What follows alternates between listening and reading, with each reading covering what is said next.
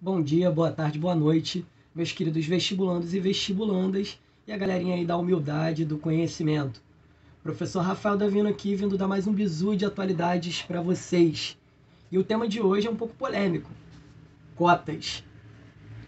No último dia 18 de junho, o ex-ministro da Educação, Abraham Weintraub, sei lá, ele baixou uma portaria como ato derradeiro do seu ministério e ele extinguiu as cotas na pós-graduação das universidades públicas do território brasileiro.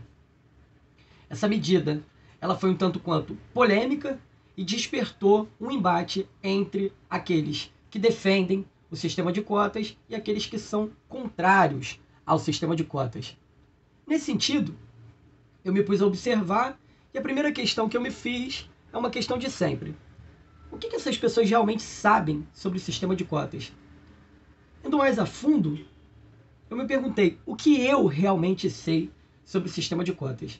Nesse sentido, a minha ideia foi gravar um vídeo, estruturando esse vídeo em algumas partes, tentando dar conta de responder algumas coisas que eu não sabia e muitas pessoas também não sabem sobre o sistema de cotas. E aí eu percebi que no processo de pesquisa, para construir o roteiro e nas conversas com os meus amigos, algumas dúvidas, alguns pontos eram sempre motivo de embate.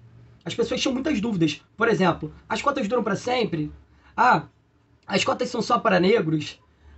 As cotas começaram no governo das esquerdas no Brasil? E aí o que eu percebi? Que era interessante fazer um vídeo estruturando esse vídeo em 4 pontos ou 4 coisas que as pessoas costumam não saber sobre o sistema de cotas na área da educação do Brasil. Então o vídeo ficou assim. São 4 coisas que muito provavelmente vocês não sabem sobre o sistema de cotas na área da educação no nosso país. Valeu? Então, vamos embora. 1. A primeira coisa que as pessoas costumam não saber é que o sistema de cotas não é uma invenção do Brasil, e muito menos das esquerdas brasileiras. Antes mesmo de ser implementado no nosso território, o sistema de cotas já valia em países como a Índia, os Estados Unidos e a África do Sul. Enquanto a nossa primeira ação afirmativa na área da educação veio nos anos 2000 com uma lei estadual do Rio de Janeiro, implementada na Universidade Estadual do Rio de Janeiro, a UERJ, nos Estados Unidos, as políticas afirmativas elas já existiam desde a década de 60. Na Índia, elas já existiam desde a década de 30. E na África do Sul, elas já aconteciam desde a década de 90, pós-regime do Apartheid. 2. A segunda coisa que as pessoas costumam não saber é que o sistema de cotas ele não é uma invenção para tentar beneficiar as pessoas negras e pardas em detrimento das pessoas brancas. Só para vocês terem uma ideia, a principal lei de cotas dentro do Brasil é uma lei federal, a Lei 12.711, de agosto de 2012. E ela estipula o seguinte, que o principal critério para que você possa concorrer a uma vaga pelo sistema de cotas é você ter estudado boa parte da sua vida em escola pública. A lei é bem clara no seu artigo 1º ao dizer que 50% das vagas dentro das universidades federais vão ser reservadas àqueles estudantes que cursaram quase toda a vida em escola pública. Logo em seguida, vem os outros 2 critérios, que são o critério de renda, o componente socioeconômico, e o critério étnico-racial. Mas é bom lembrar, esses 2 critérios, eles operam de maneira subordinada ao primeiro critério, que é o quê? Você ter estudado boa parte da sua vida em escola pública. Outra coisa muito importante, a categoria étnico-racial não abarca só as pessoas negras e pardas, abarca também os indígenas e os deficientes físicos. Isso é extremamente importante. Mas não menos importante, ainda vai se levar em consideração o componente, ou seja, a quantidade de pessoas de deficientes físicos que existem em determinada região, a quantidade de indígenas que existem em determinada região e a quantidade de negros e pardos que existem em determinada região para poder fazer essa contabilidade do terceiro critério. Em síntese, a Lei 12.711 ela estabelece 3 critérios e opera de maneira razoavelmente hierárquica. O primeiro critério é o critério das escolas públicas. O segundo critério é o critério socioeconômico. E o terceiro critério, que é o critério do componente étnico-racial, além de estar submetido aos 2 primeiros, ele ainda tem que respeitar as particularidades demográficas das determinadas regiões. 3. A terceira coisa que muitas pessoas costumam não saber é que as cotas não são ações para durarem eternamente. As cotas, elas são ações temporárias, ou seja, que tem um tempo específico de duração. Se a gente for pegar para analisar a nossa lei de cotas, que eu citei anteriormente, a Lei 12.711, ela é bem específica no seu último artigo.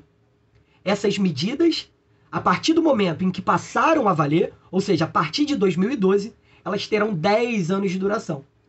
E após esses 10 anos de duração, o que vai ser feito? Vai haver um processo de debate e uma espécie de revisão para perceberem se de fato precisamos manter esse sistema de cotas ou se a gente já pode extinguir esse sistema de cotas.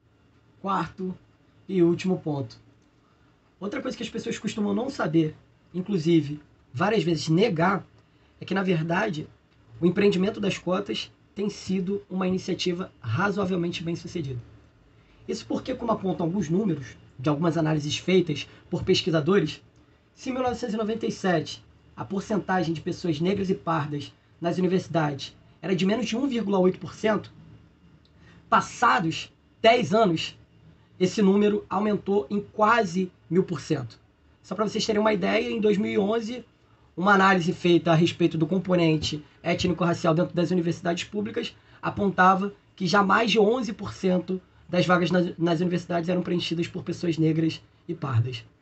Ou seja, no primeiro momento, a lei de cotas tem cumprido o seu papel no sentido de integrar as pessoas e no sentido de democratizar um pouco das oportunidades. Mas não menos importante, outro estudo também aponta para a gente que, no que diz respeito tanto ao desempenho nos vestibulares quanto ao rendimento acadêmico, ou seja, dentro das universidades, o desempenho dos cotistas é ou igual ou ligeiramente superior ao dos não cotistas, o que é um dado extremamente interessante e vai de encontro à posição daquelas pessoas que, na verdade, diziam ou dizem ainda que as cotas poderiam incentivar a mediocridade, o declínio do rendimento escolar, vai piorar a produção acadêmica, etc, etc, etc. Bom, galera, a gente vai caminhando para o encerramento desse vídeo e eu espero que eu tenha cumprido um pouco do papel, que é o papel de sempre, né? Me questionar e questionar vocês sobre o que a gente sabe a respeito do assunto que a gente está falando. A gente realmente sabe sobre o que a gente está falando? E para lembrar o Tom Zé, né, eu estou te explicando para te confundir, eu estou te confundindo para te esclarecer.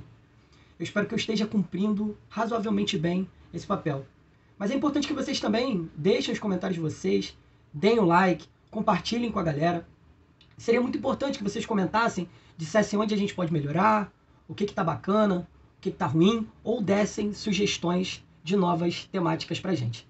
Eu ficaria muito agradecido se vocês somassem nesse trabalho junto com a gente. No mais, como eu sempre digo aqui, meus camaradas, minhas camaradas, meus queridos e minhas queridas, meus lindos e minhas lindas, é tudo nosso e nada deles. Valeu!